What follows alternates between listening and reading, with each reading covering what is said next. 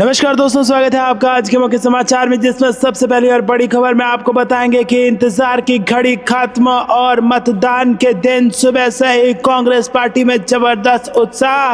हरियाणा में प्रचंड बहुमत की तरफ आगे बढ़ रही है कांग्रेस। तो वहीं यहां पर आपको बता दें, जम्मू कश्मीर में भी गठबंधन के साथ कांग्रेस की बन जाएगी सरकार। ये बड़ा दावा सचिन पायलट ने कर दिया है। साथ ही साथ खबर में आगे जिक्र होगा कि हरियाणा हारी तो बीजेपी पर बढ़ेगा आरएसएस का दबाव, महाराष्ट्र में भी बढ़ेगी मुश्किलें, कितनी सीटें किसको मिल रही हैं दोस्तों, सब कुछ बताएंगे। खबर में आगे जिक्र होगा। हरियाणा चुनाव के नतीजों के बाद अब बिहार में भी खेला। शाह की बैठक से नीतीश ने बनाई दूरी, आरजेडी के दावे से मचा बवाल। आगे आपको बताएंगे कि शहरों में भी बीजेपी के किले में सेंध लगाएगी सपा। सोसाइटी और सेक्टरों के लिए अखिलेश यादव की रणनीति का उत्तर प्रदेश में ऐलान। और इसी के साथ आगे जिक्र होगा कि प्रियंका गांधी ने IMPCL के निजीकरण की योजना पर केंद्र को घेरा, कहा चुनिंदा मंत्रियों की तिजोरियां भरने का है मकसद। दोस्तों, इसी प्रकार की तमाम बड़ी खबरें आपके लिए लेके आए हैं, लेकिन उससे पहले अगर आपको भी ऐसा लगता है कि शाम तक कांग्रेस पार्टी प्रचंड बहुमत के साथ हरियाणा में बना लेगी सरकार, तो वीडियो कीजिए लाइक और चैनल को सब्सक्राइब करके बेल आइकन दबाकर कमेंट में लिखिए जय हिंद। दोस्तों, रुक करते हैं सबसे पहली और बड़ी खबर की तरफ, जहां पर आपको बता दें कि इंतजार की घड़ी अब खत्म हो चुकी है और यहां पर महीने भर की मेहनत का नतीजा अब आने वाला है। हरियाणा में 10 साल की जो भारतीय जनता पार्टी की सरकार थी वो यहां पर जाती हुई नजर आ रही है और कांग्रेस पार्टी को 10 साल बाद मौका मिलते नजर आ रहा है। और आपको बता दें कि जिस प्रकार से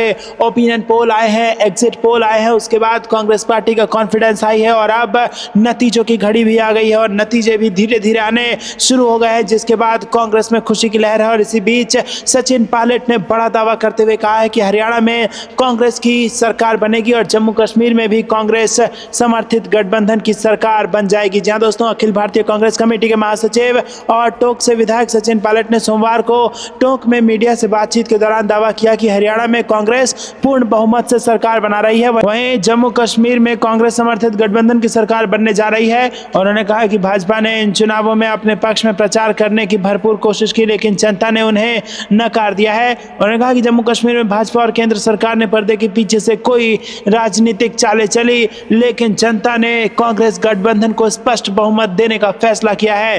पायलट ने यह भी कहा कि इस चुनाव में 80% मतदान हुआ, जो बदलाव की दिशा में जनता का संकेत है। जी हाँ दोस्तों, यहाँ पर आपको बता दें कि आंकड़े आ रहे हैं और इसके बाद कांग्रेस का कॉन्फिडेंस बढ़ रहा है। पार्टी नेतृत्व को लेकर पूछे गए इस सवाल पर पायलट ने कहा कि कांग्रेस में नेतृत्व तय करने की एक प्रक्रिया होती है, जिसमें विधायक दल की बैठक और केंद्रीय नेतृत्व के अवलोकन के बाद फैसला होता है। जी हाँ दोस्तों, जैसे जैसे आंकड़े आ रहे हैं कांग्रेस पार्टी सरकार बनाने की तरफ अग्रसर हो रही है, वैसे ही वैसे अब सवाल यह है कि हरियाणा का मुख्यमंत्री कौन होगा या कौन होंगी। और इसको लेकर सचिन पायलट ने कहा है कि एक प्रक्रिया के तहत नेतृत्व तय किया जाएगा। तो दोस्तों, आपको क्या कुछ लगता है, कौन बनने वाला है हरियाणा का मुख्यमंत्री? कमेंट में नाम जरूर बताइएगा। रुक करते हैं ब्रेकिंग न्यूज की तरफ। हरियाणा हारी तो बीजेपी पर बढ़ेगा आरएसएस का दबाव, महाराष्ट्र में भी बढ़ जाएगी मुसीबत। जी हाँ दोस्तों, हरियाणा और जम्मू कश्मीर विधानसभा चुनाव के नतीजे आने लगे हैं। इससे पहले एग्जिट पोल के नतीजों में लगभग सभी एग्जिट पोल में हरियाणा में कांग्रेस की जीत हुई और जम्मू कश्मीर में कांग्रेस एनसी को बढ़त दिखाई गई। और दोस्तों, हरियाणा में एग्जिट पोल के अलग अलग नतीजों में कांग्रेस को 65 सीटों तक भी दिखाया गया है। बीजेपी के लिए यहां पर 15 से 28 सीटों का अनुमान जताया गया है। दोस्तों, अगर एग्जिट पोल के नतीजे साबित हो गए तो इस प्रश्न को और मजबूती मिल जाएगी कि क्या अब चुनावी राजनीति का चक्र कांग्रेस के पक्ष में घूमना शुरू हो चुका है? क्या दो ध्रुवों की राजनीति के इस युग में कांग्रेस युग की वापसी का दौर शुरू हो चुका है, खासकर तब जब लोकसभा चुनाव में बीजेपी का प्रदर्शन पिछले चुनाव के मुकाबले गिरा है और कांग्रेस का मजबूत हुआ है। लोकसभा चुनाव के बाद कांग्रेस बीजेपी दोनों पार्टियों की ये पहली चुनावी परीक्षा है। हरियाणा के चुनाव नतीजों से जुड़े आंकड़ों पर गौर करें तो पता चलता है कि 2014 में बीजेपी के हाथों सत्ता गंवाने के बाद कांग्रेस ने बीजेपी के मुकाबले अपने प्रदर्शन में सुधार ही किया है। 2014 में मोदी लहर के शुरुआती दौर में पहली बार बीजेपी हरियाणा की सत्ता में आई, तब भाजपा को 33.3% वोट और 47 वोट मिली थी। 2009 की तुलना में भाजपा का वोट प्रतिशत करीब 4 गुना बढ़ गया था। कांग्रेस 20.7% वोट के साथ 15 सीटों पर सिमट गई थी।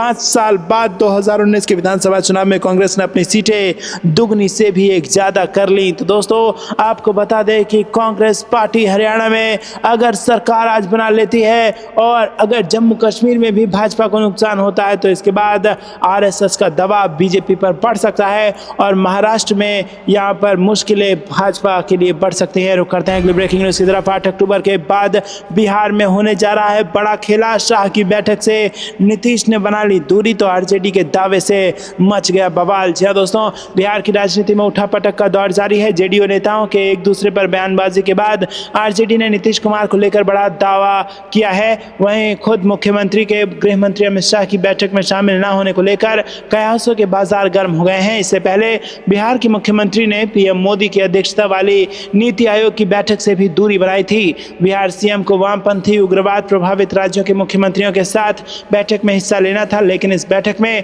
नीतीश कुमार शामिल नहीं होंगे। उनकी जगह डिप्टी सीएम सम्राट चौधरी हिस्सा लेंगे। बैठक में आंध्र प्रदेश, बिहार, छत्तीसगढ़, झारखंड, तेलंगाना, उड़ीसा, महाराष्ट्र और मध्य प्रदेश के मुख्यमंत्रियों को शामिल होना है। बिहार सीएम नीतीश कुमार भले ही विधानसभा चुनाव की तैयारियों में जुटे हों, लेकिन पार्टी संगठन में सब ठीक हो ऐसा नहीं दिखता है। बीते दिनों ही परबत्ता से जेडीयू विधायक डॉक्टर संजीव कुमार ने अशोक चौधरी पर हमला बोल दिया। डॉक्टर संजीव ने कहा कि बिहार सीएम को यह देखना चाहिए राज्य में पूर्ण शराबबंदी है और दूसरी तरफ कोई मंत्री विदेश जाकर शराब पार्टी कर रहा है। परबत्ता विधायक अशोक चौधरी की उस तस्वीर पर बोल रहे थे जिसमें दुबई दौरे पर चौधरी एक कार्यक्रम में कुछ लोगों के साथ बैठे थे और सामने शैंपेन की बोतल खुली हुई थी। रुक करते हैं अगली ब्रेकिंग न्यूज़ की तरफ। शहरों में भी बीजेपी के किलों में सेंध लगाएगी सपा। सोसाइटी और सेक्टरों के लिए अखिलेश की रणनीति का ऐलान। जी दोस्तों लोकसभा चुनाव में शानदार प्रदर्शन से गदगद समाजवादी पार्टी ने आगामी उपचुनाव के साथ ही 2027 में होने वाले यूपी विधानसभा चुनाव के लिए अभी से तैयारियां शुरू कर दी हैं। सपा का फोकस उन विधानसभा सीटों पर है जहां 2022 में पार्टी को हार का सामना करना पड़ा था। विधानसभा चुनाव की तैयारी के लिए पर्याप्त समय मिले, इसके लिए हारी हुई सीटों पर 1 से 1.5 साल पहले प्रत्याशी भी तय करने की योजना है। अपार्टमेंट और सेक्टरों में भी पार्टी इकाई के स्थानीय अध्यक्ष नियुक्त किए जाएंगे। सपा प्रमुख अखिलेश यादव ने रविवार को लखनऊ पार्टी मुख्यालय में गौतम बुद्ध नगर के पदाधिकारियों के साथ बैठक की जिसमें कई अहम फैसले लिए गए। पार्टी के निष्क्रिय नेताओं को बाहर करने की तैयारी है। पार्टी के संगठन को मजबूत करने के लिए फैसला लिया गया कि अपार्टमेंट और सेक्टरों में समाजवादी पार्टी के संगठन मजबूत किया जाएगा। यहाँ पदाधिकारियों की नियुक्ति होगी। गौतम बुद्ध नगर में 3 विधानसभा क्षेत्र दादरी, जेवर और ग्रेटर नोएडा शामिल है जिन पर बीजेपी का कब्जा है, इसलिए पार्टी इन जगहों पर फोकस कर रही है। रुक करते हैं अगली ब्रेकिंग न्यूज़ की तरफ। प्रियंका गांधी ने IMPCL के निजीकरण की योजना पर केंद्र को घेरा। कहा चुनिंदा मित्रों की तिजोरियां भरने का है मकसद। जी दोस्तों आपको बता दें कि कांग्रेस महासचिव प्रियंका गांधी ने ये टिप्पणी इन खबरों के बीच दी है कि सरकार की दवा कंपनी के विनिवेश की योजना है जिससे कई स्थानीय निवासियों के बीच चिंता पैदा हो गई है जिनकी आजीविका इससे प्रभावित हो सकती है।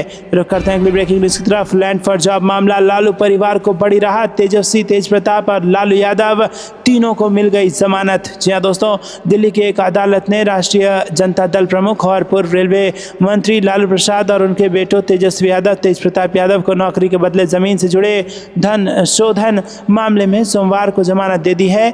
उन्हें 1 लाख रुपए के जमानत बॉन्ड पर जमानत दी गई है। अगली सुनवाई की तारीख 25 अक्टूबर को है। विशेष न्यायाधीश विशाल गोगने ने आरोपियों को 1 लाख रुपए के नीचे मुचलके पर जमानत देते हुए कहा कि जांच के दौरान उन्हें गिरफ्तार नहीं किया गया था। अदालत द्वारा पहले जारी किए गए समन के अनुपालन के तहत आरोपी उसके समक्ष पेश हुए। न्यायाधीश ने आरोपियों के खिलाफ दाखिल पूरक आरोप पत्र का संज्ञान लेने के बाद समन जारी किए थे। प्रवर्तन निदेशालय ने 6 अगस्त को अदालत को समक्ष अंतिम रिपोर्ट दायर की थी। ईडी ने केंद्रीय अन्वेषण ब्यूरो द्वारा दर्ज की गई प्राथमिकी के आधार पर अपना मामला दायर किया। तो दोस्तों आपको यह कुछ लगता है कमेंट में जरूर बताइए। वीडियो को लाइक नहीं किया तो लाइक जरूर कीजिएगा। रुक करते हैं अगली ब्रेकिंग न्यूज़ की तरफ। लोग पीएम मोदी के 75 साल होने का इंतजार कर रहे हैं ताकि उनकी विदाई हो। बीजेपी पर सिसोदिया का हमला। जी हां दोस्तों दिल्ली के पूर्व डिप्टी सीएम मनीष सिसोदिया ने प्रेस कॉन्फ्रेंस कर बीजेपी पर जमकर हमला बोला। उन्होंने कहा कि भारत के लोग भारतीय जनता पार्टी को विदा कर रहे हैं। हरियाणा के एग्जिट पोल भी यही बात साबित कर रहे हैं। नरेंद्र मोदी को देश में बढ़ती महंगाई और बेरोजगारी की नहीं बल्कि अरविंद केजरीवाल जी की बढ़ती लोकप्रियता की चिंता है। उन्होंने कहा कि पीएमएलए कानून देश में आतंकवादियों की फंडिंग को रोकने के लिए बनाया गया था, लेकिन इसका राजनीतिक दुरुपयोग किया गया, जिसके बाद कोर्ट ने ऐसे फैसले सुनाए जिससे पीएमएलए की धाराएं कमजोर हो गई हैं। जांच एजेंसियों के दुरुपयोग से इन इनकी ताकत कम हो रही है, लेकिन नरेंद्र मोदी को इसकी बिल्कुल भी चिंता नहीं है। वो तो अपने आप को भगवान से भी ऊपर मानते हैं। तो दोस्तों आपको यह कुछ लगता है कमेंट में जरूर बताइए। वीडियो को लाइक नहीं किया तो लाइक जरूर कीजिएगा। रुक करते हैं अगली ब्रेकिंग न्यूज की तरफ। कांग्रेस को मिली बहुमत तो कुमारी सैलजा बन सकती हैं हरियाणा की मुख्यमंत्री। हुड्डा ने रिजल्ट से पहले ये बड़ा बयान दे दिया है। जी हाँ दोस्तों, आपको बता दें कि हरियाणा विधानसभा चुनाव 2024 के लिए मतगणना से पहले मुख्यमंत्री के नाम की चर्चा तेज हो चुकी है। तमाम एग्जिट पोल में राज्य में कांग्रेस की सरकार बनाने का अनुमान लगाया गया है। इस बीच कांग्रेस में खेमेबाजी शुरू हो चुकी है। हरियाणा कांग्रेस में कई नामों की चर्चा चल रही है और इस बीच वरिष्ठ कांग्रेस नेता और पूर्व मुख्यमंत्री भूपेंद्र सिंह हुड्डा ने विश्वास जताया है कि उनकी पार्टी राज्य में पूर्ण बहुमत के साथ सरकार बनाएगी। साथ ही उन्होंने कहा कि आला कमान तय करेगा कि हरियाणा का अगला मुख्यमंत्री कौन होगा। एग्जिट पोल की बात करें तो 90 सीटों में से 50 से 58 सीटों पर कांग्रेस के खाते में आती दिख रही है। हरियाणा में बहुमत के लिए सिर्फ 46 सीटों की आवश्यकता है। वहीं यहां भाजपा जीत की हैट्रिक लगाने से दूर होती नजर आ रही है। भाजपा को 20 से 24 सीटों से संतोष करना पड़ सकता है। 2019 के विधानसभा चुनाव में भगवा पार्टी 40 सीटों के साथ सबसे बड़ी पार्टी बनकर उभरी थी।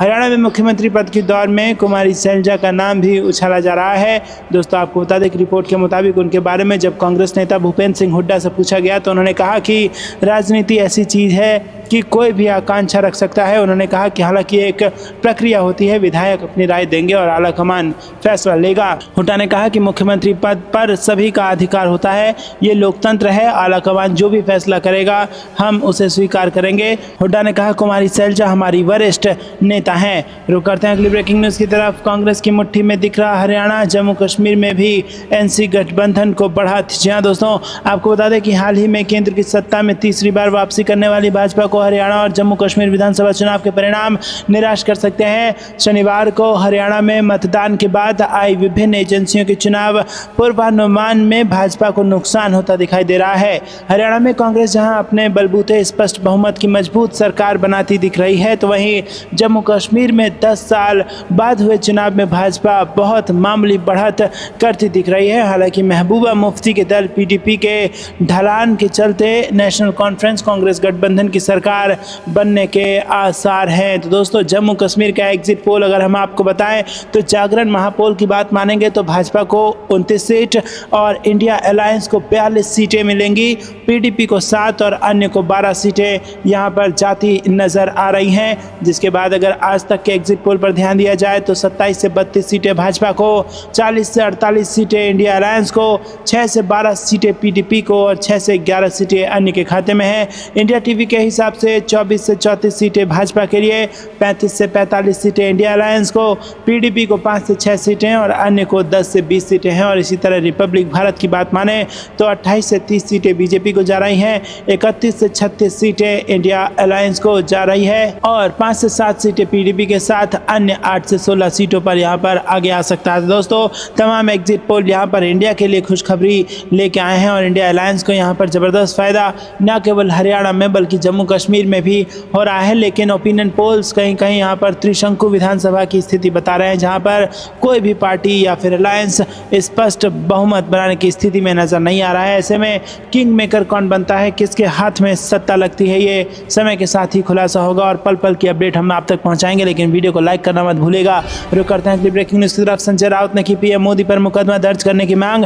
महाराष्ट्र चुनाव के बीच होगा बड़ा बवाल। जी हाँ दोस्तों, महाराष्ट्र विधानसभा चुनाव से पहले प्रधानमंत्री नरेंद्र मोदी के दौरे को लेकर सियासत तेज हो गई है। प्रधानमंत्री मोदी ने शनिवार को महाराष्ट्र के वाशिम, ठाणे और मुंबई में कई परियोजनाओं को उद्घाटन और शिलान्यास किया। पीएम मोदी के दौरे को लेकर विपक्ष की ओर से उद्धव ठाकरे के नेतृत्व वाली शिवसेना के नेता संजय राउत ने उन पर निशाना साधा और चुनाव प्रचार के लिए सरकारी मशीनरी का उपयोग करने का आरोप लगाया है। शिवसेना नेता संजय राउत ने शनिवार को आरोप लगाया कि प्रधानमंत्री नरेंद्र मोदी और भाजपा अपनी चुनावी गतिविधियों के लिए सरकारी विमान जैसी मशीनरी का इस्तेमाल कर रहे हैं। उन्होंने इस मुद्दे पर उनके खिलाफ मामला दर्ज करने की मांग की। पत्रकारों से बातचीत में शिवसेना सांसद संजय राउत ने कहा कि भाजपा के कुछ ही नेता मोदी को प्रधानमंत्री मानते हैं। राउत ने यह भी कहा कि शिवसेना के लोकसभा सदस्य संजय देशमुख को इन परियोजनाओं के उद्घाटन के लिए आमंत्रित नहीं किया गया था।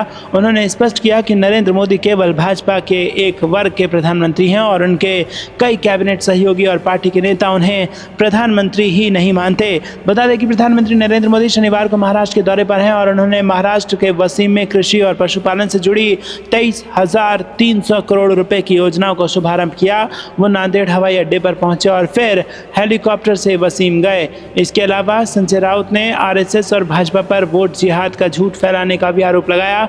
महाराष्ट्र के उप मुख्यमंत्री देवेंद्र फडणवीस ने कुछ दिन पहले एक सभा को संबोधित करते हुए कहा था कि हालिया लोकसभा चुनावों में महाराष्ट्र के 48 निर्वाचन क्षेत्रों में वोट जिहाद देखा गया, जहां महाविकास अघाड़ी ने 30 सीटें जीतकर अच्छा प्रदर्शन किया है। रुक करते हैं अगली ब्रेकिंग न्यूज की तरफ। हरियाणा एग्जिट पोल पर राकेश टिकैत का बयान, बोले निपट गई हार गई सरकार। जी हाँ दोस्तों, आपको बता दें कि उत्तर प्रदेश की राजधानी लखनऊ में किसानों और मजदूरों की महापंचायत का आयोजन किया गया, जिसमें बड़ी संख्या में किसान इको गार्डन पहुंचे और किसानों की मांग को लेकर इस महापंचायत का आयोजन किया गया। इस दौरान उन्होंने हरियाणा विधानसभा चुनाव के बाद जारी एग्जिट पोल पर प्रतिक्रिया जाहिर की है। किसान नेता राकेश टिकैत ने हरियाणा विधानसभा चुनाव के बाद जारी एग्जिट पोल पर प्रतिक्रिया देते हुए कहा कि हरियाणा में सरकार निपट गई हार गई। मालूम हो कि एग्जिट पोल में बीजेपी बहुमत के आंकड़े से काफ़ी दूर नजर आ रही है और राज्य में कांग्रेस की सरकार बनती हुई दिखाई दे रही है। हालांकि बीजेपी का दावा है कि एग्जिट पोल गलत साबित होंगे और प्रदेश में बीजेपी की ही सरकार बनेगी। राकेश टिकैत ने आगे कहा कि वर्तमान में किसानों की फसलों को लूटा जा रहा है और उनकी जमीनों पर भी खतरा मंडरा रहा है। सर्किल रेट नहीं बढ़ रहा है। लखनऊ में तो कहा जाता है कि भुगतान हो गया, लेकिन धरातल पर यह सच नहीं है। उन्होंने कहा कि महापंचायत के जरिए किसान इकट्ठा होकर अपनी बात सरकार तक पहुंचाएंगे। किसानों के मुद्दे पर बात करना जरूरी है और हमें ये सुनिश्चित करना होगा कि हमारी मांगे सुनवाई के योग्य हों। रुक करते हैं अगली ब्रेकिंग न्यूज की तरफ। हरियाणा कश्मीर चुनाव में बीजेपी का कोई दाव नहीं चल पाया, चाहे वो सीएम बदलना हो या अनुच्छेद 370 को हटाना। जी हाँ दोस्तों, लोकसभा चुनाव 2024 में 400 के पार का सपना देखने वाली बीजेपी महज 240 सीटों पर सिमट गई है। बीजेपी को अपने सहयोगी दलों की मदद से केंद्र में सरकार बनानी पड़ी। आम चुनाव के प्रदर्शन से सबक लेते हुए बीजेपी ने राज्य के विधानसभा चुनावों के लिए कमर कसी और नई रणनीति के साथ चुनाव प्रचार शुरू किया, लेकिन राज्यों के चुनावों में भी बीजेपी का कोई दाव नहीं चल पा रहा है। शनिवार को हरियाणा और जम्मू कश्मीर के एग्जिट पोल के नतीजे सामने आ गए हैं। दोनों राज्यों के नतीजे बीजेपी का ब्लड प्रेशर बढ़ा रहे हैं। दोनों ही राज्यों में बीजेपी का सरकार बनाना काफ़ी मुश्किल लग रहा है। वहीं कांग्रेस का दबदबा बढ़ भी रहा है। हालांकि एजेंसियों का ये एग्जिट पोल अंतिम नतीजे नहीं है। दोनों राज्यों में चुनाव के नतीजे 8 अक्टूबर को घोषित किए जाएंगे। जम्मू कश्मीर में 10 साल बाद विधानसभा के लिए मतदान हुआ है। वहीं हरियाणा में पिछले 10 साल से बीजेपी की सरकार है। अगर एग्जिट पोल के नतीजे हकीकत में बदलते हैं तो बीजेपी के लिए काफ़ी बड़ी राजनीतिक संकट खड़ा हो सकता है। दोस्तों, आपको बता दें कि हरियाणा में शुरू से ही कांग्रेस के पक्ष में माहौल देखने को मिल रहा था। दरअसल हरियाणा में सेना की अग्निवीर भर्ती योजना और 3 कृषि बिल ने किसानों और युवाओं का बीजेपी से मुंह भंग कर दिया था। किसानों के गुस्से को देखते हुए बीजेपी ने कृषि बिल तो वापस ले लिए थे, लेकिन किसानों के दिल में जगह नहीं बना पाए। हालांकि बीजेपी ने राज्य में मनोहर लाल खट्टर को हटाकर नायब सैनी को सीएम बनाने का दाव भी खेला था, लेकिन ये भी फेल होता नजर आ रहा है। उधर बीजेपी की हार का एक कारण हरियाणा में टिकट बंटवारे के चलते बढ़ी अंदरूनी कलह को भी माना जा रहा है और इस कलह के चलते बीजेपी के कई दिग्गज नेताओं ने कांग्रेस का दामन थाम लिया था। वहीं बीजेपी भी दूसरे दलों के नेताओं को पार्टी में लेकर आई थी। जम्मू कश्मीर में नेशनल कॉन्फ्रेंस और कांग्रेस गठबंधन एग्जिट पोल में बहुमत के करीब नजर आ रहे हैं। एग्जिट पोल के रिजल्ट बताते हैं कि यहाँ भी बीजेपी सरकार बनाने की स्थिति में नहीं है।